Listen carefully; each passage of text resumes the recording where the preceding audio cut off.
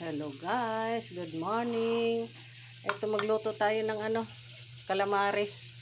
Ito, yung pusit na malaki, hiniwa-hiwa ko 'yan.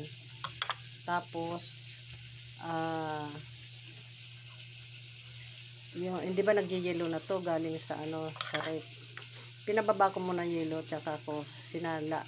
Pinababa ang tubig, yung tubig na galing sa yelo.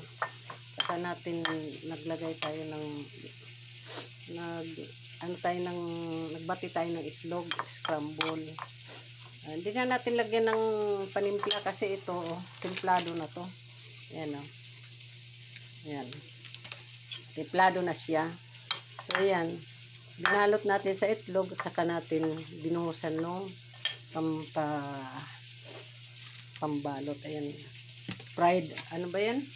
Palibasa hindi nga ako masyadong sa pagluluto ko kasi hindi ako mahilig sa prito. Ginagataan ko lang yung pusit at ilalagyan ko malunggay at saka yung coconut meat. Ito na siya guys eh.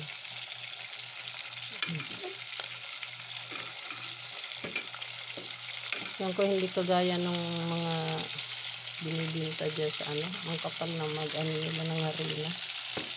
Parang hindi naman yata ito makapal. Ano lang, pang lutong bahay lang naman to, pagkain. So guys, ayan o. Diba? Pang yummy. Minsan ko lang ito gawin.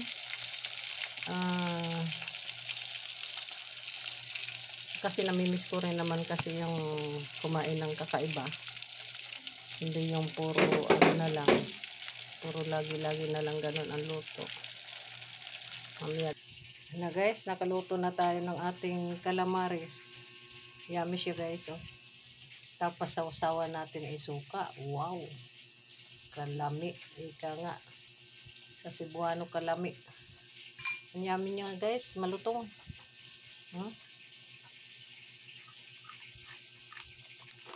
Yan ang paborito ng kabataan. Mantika. Kaya pagdating ng katandaan, dahil sakit na. Kasi ang hilig nila ganito, prito. Hindi sila mahilig sa gulay. Kasi parang nga daw silang kambing. Guys, ayan o. Ara, nagkain tayo. Tapos yung usawan. Kasi yung iba kasi hindi pa luto. Nasa sa lalagyan pa yan. Kaya dito ko siya nilagay para yung mantika tumulo. Salamat guys.